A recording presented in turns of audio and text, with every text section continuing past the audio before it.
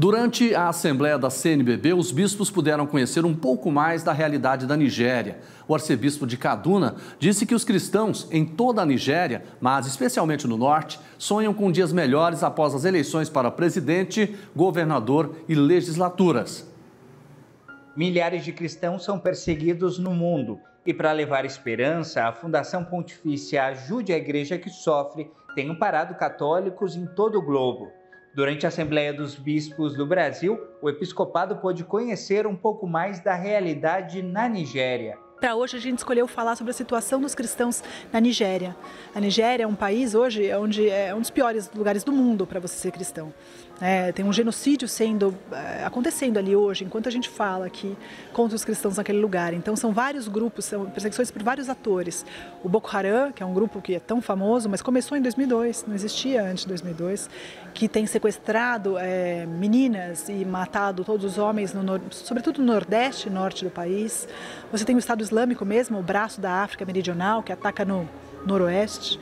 No centro você tem os Fulani, que é uma outra etnia, tem duas facções, os pastores nômades, que passam devastando todas as plantações dos cristãos, e tem a parte dos bandidos urbanos. E então a Nigéria é povoada de conflitos por todos os lados, né?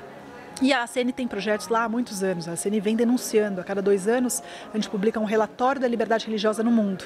E a Nigéria é sempre ressaltada como um lugar de muita violência contra os cristãos, apesar de ser um país de 200 milhões de habitantes, com 46% de cristãos. Não é pouca gente, né? Mas ainda assim são massacrados, são exterminados.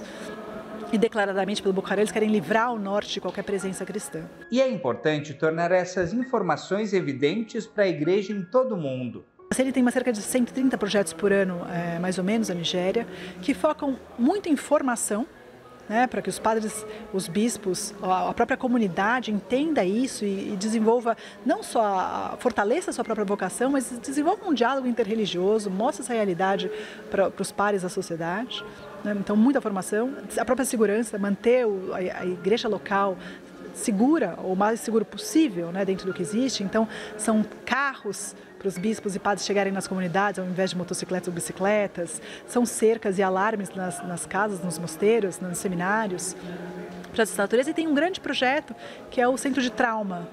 É o Centro de Trauma. É um centro onde a gente acolhe as pessoas que sobreviveram e que fugiram desses cativeiros pelos terroristas e podem ali recuperar a sua dignidade, restaurar toda a psique, né, todas as emoções. São histórias terríveis. Por ano, milhares de cristãos são mortos unicamente por anunciarem a Boa Nova.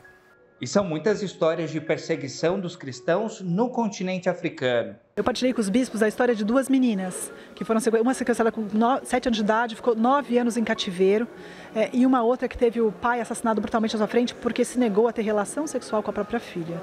E depois ela mesma foi espancada de todas as formas possíveis e imaginárias. Mas um testemunho que me chama muita atenção é de um menininho de 5 anos. Ele estava na missa com os pais em Pentecostes do ano passado, vai completar 1 ano agora em junho de 2023. Né? Ele estava na missa de Pentecostes do ano passado, quando teve um atentado muito grande na igreja. Eles entraram na igreja e mataram todos que estavam assistindo a missa, um dia santo, muito importante para a nossa fé. Esse menininho sobreviveu, os pais também sobreviveram, mas ele fala: eu fiquei muito feliz quando depois do hospital eu vi que os meus pais estavam vivos, eu achei que eles tinham morrido. Mas eu estou morrendo de medo, eu não quero mais ir para a missa. Então a gente vê se de um lado é tão fácil fragilizar a fé de uma criança. E é necessário um olhar fraterno a essa realidade. Eles estão sendo perseguidos dia e noite sem parar, né? Muitos estão em campos de refugiado e você não tem ideia a comida. É uma tristeza tremenda que vai naquele país. E nós, como igreja, a grande riqueza da Igreja Católica é ser universal, é uma santa igreja, né? Então nós somos parte dessa mesma igreja, nosso corpo está sangrando lá, né? Então a gente do Brasil, sendo um benfeitor da ACN, eu ajudo não só os projetos do Brasil, mas também os projetos do mundo onde a igreja mais sofre. E como igreja, devemos unir forças por aqueles que sofrem. 3 formas de ajuda. A primeira é oração.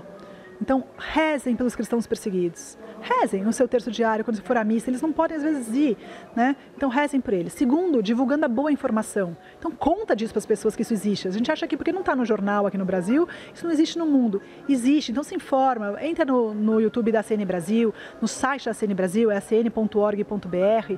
Veja os documentários e leve isso adiante. E a terceira forma é uma ajuda concreta, né? Se isso tocou o seu coração, deixa tocar o bolso também, né? Entra no site, faz um cadastro como benfeitor da ACN. Sendo benfeitor da CN, esse dinheiro vai para esses projetos no mundo inteiro. São mais de 5.000 projetos onde a igreja mais sofre. É a nossa forma hoje de enxugar a lágrima do Cristo que ainda chora nesses nossos irmãos.